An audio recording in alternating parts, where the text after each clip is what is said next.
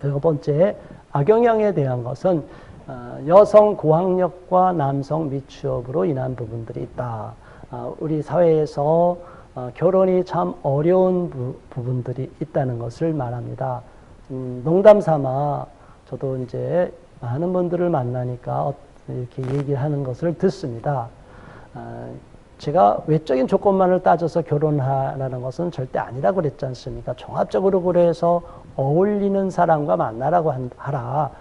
근데 참 그런 것은 전제로 하고, 그러나 한번 제가 비유적으로 이 내용을 설명하기 위해서 제가 한번 말씀을 드립니다. 우리 사회에서 결혼이 참 어려운 층이 어디냐.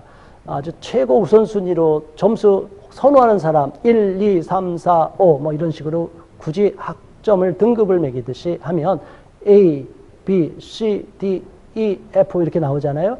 남성 A, B, C, 여성 A, B, C. 그럼 서로 A급끼리, 서로 B급끼리, C급끼리 서로가 그렇게 뭐 자기가 좋은 조건이다. 그러면 그렇게 만나면 얼마나 좋아요. 근데 일반적으로 그렇지 않다고 얘기를 해요. 현장에서도 겪어본 분들. 그러니까 남성들은 본인이 좀 탁월해도 자기보다 조금 못한 쪽으로 이렇게 선호한대요. A는 B의 단계에 있는 정도의 여성, B는 C, C는 D. 그럼 남는 게 뭐냐? 지금 우리 사회에 이제 이런 문제. 여성 최고로 좋은 조건, 학력이든 모든 것을 최고로 갖춘 분들이 의외로 결혼 안 한 모습이 많다. 또 남성에서는 아무리 노력을 해도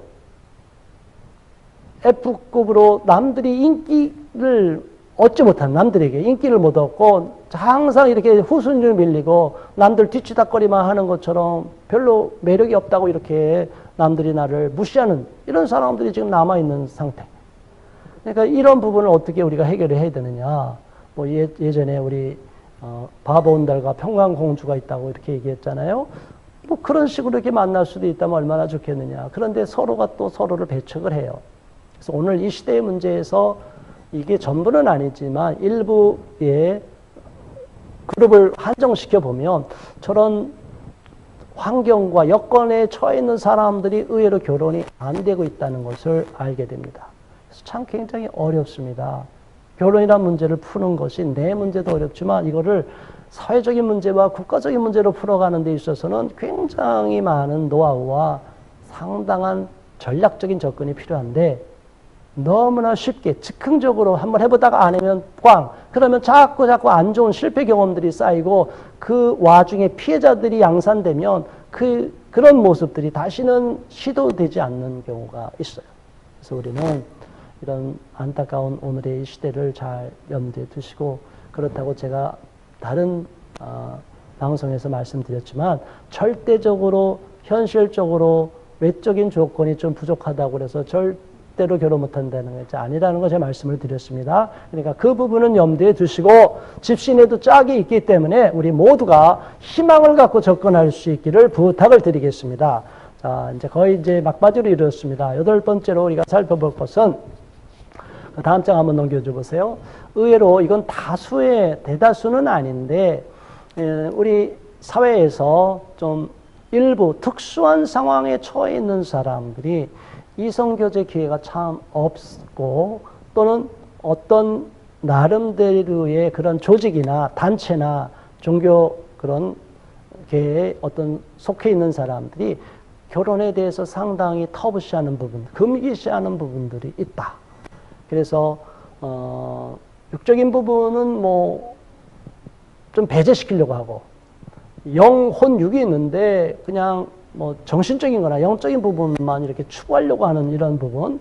그래서 극단적인 이렇게 이원론적으로 빠지는 경우가 있는데 그러면은 이상으로만 추구하다가 이게 언밸런스 전혀 서로가 균형점을 찾지 못하는 경우가 나타날 수가 있습니다.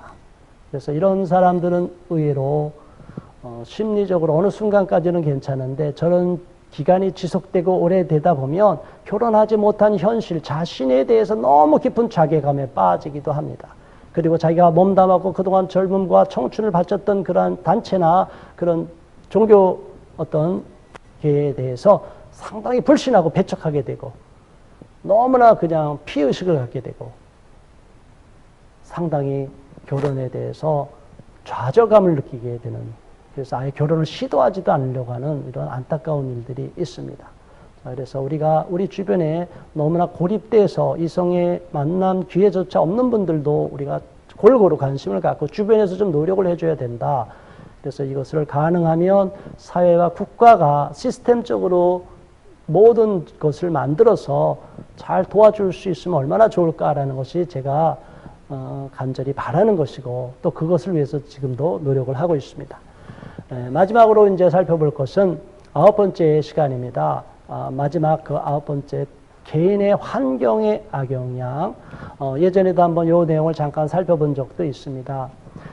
다른 주변의 환경이 있어도 자기가 아무 문제가 없어요. 그러면 다 극복이 될 수 있어요. 외부 환경이 큰 영향을 안 받을 수 있어요. 그런데 외부 환경과 상관없이 자기의 모습이 너무나 어려운 상황에 놓여 있을 때는 결혼이라는 단계로 쉽게 이행이 안 되는 경우를 봅니다.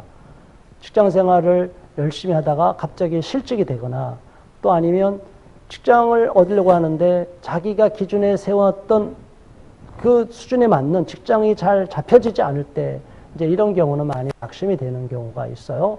또 개인적으로 만성질환이나 급성 어떤 병이 발병하거나 갑자기 교통사고를 당해서 장기간 입원해 있거나 가족의 사망 등으로 인해서 어수선한 가운데 있으면 잘 결혼으로 이행 안 되는 것을 봅니다. 또 좋은 교제를 하다가도 저런 어려운 가운데서 서로를 배려하지 못했다고 해서 실망하고 다투다 보면 또 갈라서게 되는 이런 위험성도 많이 증가하고 경험 사례로 나타나고 있어요. 또 나가서 우리 사회는 부모를 봉양하는 문제가 있습니다. 초혼의 미혼자인 경우는 부모를 봉양하는 문제 때문에 결혼을 자꾸 후순위로 미루는 착한 효자, 아주 효녀들이 있어요. 얼마나 좋습니까? 부모를 잘 공경하고 부모를 잘 배려하고 케어해주고 돌봐주는 거 좋습니다. 그런데 내 결혼 문제까지도 제껴놓을 정도로 나 아니면 우리 부모 못 감당해 이래갖고 완전히 밀착되어 있으면 이거는 또 곤란해요. 그 사람의 결혼 문제가 쉽게 안 풀립니다. 더 나가서 한번 결혼했다가 어려움을 겪고 정말 그 힘든 과정을 거쳐서 이혼했다 하더라도 나는 정말 이제는 각성해서 좋은 사람 만나고 나도 좋은 사람이 되어서 정말 제 인생을 멋지게 살고 싶습니다. 재혼을 해서 잘하고 싶습니다. 이런 사람들이 많이 있는데, 이제 그분들에게 가장 어려운 문제가 뭐냐면 자녀들의 문제입니다. 이제 자녀들을 양육하는 문제, 또 자녀들을 돌봐야 되고 자녀들을 계속적으로 뒷바라지 해주는 이런 문제가 나타나면 그 문제에 자기 인생을 많이 이렇게 투자해야 되고, 또 그 문제가 좋은 사람을 만나도 막상 상대방의 자녀가 있다 없다, 또 있어도 내가 양육하느냐 아니면 전 배우자가 먼저 살았다 헤어진 전 배우자가 양육하느냐에 따라서 이게 전혀 다른 상황이 대두가 됩니다. 그래서 이런 문제는 결코 쉬운 것이 아니고 현장에서 제가 겪어봐도 굉장히 어려운 부분이고 당사자에게는 너무나 절박한 문제인 것은 사실입니다. 그러나 그렇다고 그것이 불가능하다는 건 절대 아니다. 그 문제가 있음에도 불구하고 그것을 지혜롭게 잘 극복해 나갈 수 있다면 혼자서가 아니라 함께 교제하는 사람, 가정을 꾸리려는 사람과 어느 정도 신뢰관계가 쌓일 때 속에 있는 얘기를 터놓고 그런 문제까지 솔직하게 고민을 나누고 대화를 나누면 얼마든지 저 문제도 함께 해결할 수 있습니다. 근데 많은 사람들이 자기 혼자만 해결하려고 하니까 안 되는 거예요. 결혼은 혼자 살 것 같으면 그렇게 할 필요가 없어요. 나 혼자 살 때는 나 혼자 고뇌해서 나 혼자 결정을 내려면 끝나는 거예요. 그러나 결혼이라는 것은 상대방의 좋은 모습만 보는 것이 아니라 상대방의 가장 낮아진 모습, 상대방의 실패했던 모습, 상대방의 너무나 좌절되어 있는 모습도 다 고려해서 어떤 상황에도 불구하고 내가 저 사람을 위해서 내가 책임을 지고 끊임없이 마음을 변치 않고 사랑하겠습니다라는 서약이, 그게 바로 결혼 서약이 아닙니까? 그런데 혼인 서약을 너무나 이렇게 헌신삭처럼 버리는 오늘 이 시대가 되어버렸습니다. 여러분, 신뢰를 저버린 사람은 반드시 그 보응을 받게 됩니다. 그래서 우리가 사람을 존귀 여기고 특히 결혼한 배우자끼리 상호 신뢰를 깨뜨리지 않기 위해서 상당히 노력을 하고 애를 써야 됩니다. 그리고 계속적으로 실패하고 사업도 안 되고 모든 일이 자꾸 안 풀리는 불운한 사건으로 인해서 개인이 자신감을 잃어버려서 결혼을 포기하려는 사람도 있어요. 더 나가서 정신적으로 상당한 압박감을 느끼고 두려움도 느끼고 내가 어떻게 사랑 이성과 만나 결혼해서 잘 살 수 있을까? 난 자신이 없는데 이런 마음으로 주저하는 경우도 있어요. 더 나가서 정말 결혼하고 싶은데 오지에 있는 분들이 잘 결혼이 안 되는 걸 봅니다. 우리나라도 이렇게 섬 지역도 있고 또 아주 멀리로 떨어진 교고지가 있어요. 또 해외로 근무하는 분들이 있어요. 이런 분들 정말 너무나 이렇게 이동이 많은 이런 분들은 또 결혼에 어려움을 겪고 있는 것을 보았습니다. 그러나 불가능한 것은 아닙니다. 그럼에도 불구하고 그런 사람이 너무나 지금까지 찾았던 너무 좋은 모습의 사람이고 나한테 잘 어울리는 사람이다 싶으면 그런 사람 놓치지 마시기를 바랍니다. 자, 오늘 이 시간 조금 건조하고 딱딱한 내용이었지만 환경적인 요소에 대해서 한번 살펴봤습니다. 결혼 장애 요소의 본질적인 그 네 번째 요소, 우리 주변을 감싸고 있는 나쁜 오염된 공기처럼 우리의 의식을 어둡게 장악하고 있는 이런 나쁜 환경들은 다 정리해서 불쏘시개로 태워서 다 소각시켜 버려야 됩니다. 그리고 새 마음으로 새롭게 리프레시, 완전히 마음을 새롭게 하고 정신도 새롭게 하고 우리 각오도 새롭게 해서 앞으로 나도 행복한 결혼할 수 있고 좋은 사람 만나서 서로 사랑을 가꾸어서 행복한 가정을 세우고 말 것이다. 이런 각오를 세우고 또 그러한 각오 속에서 좋은 결실을 올해 안에 거두기를 진심으로 소망합니다. 이 방송을 지금까지 계속 시청해 주신 여러분 모두 감사합니다. 고맙습니다. 다음 시간에 또 뵙겠습니다.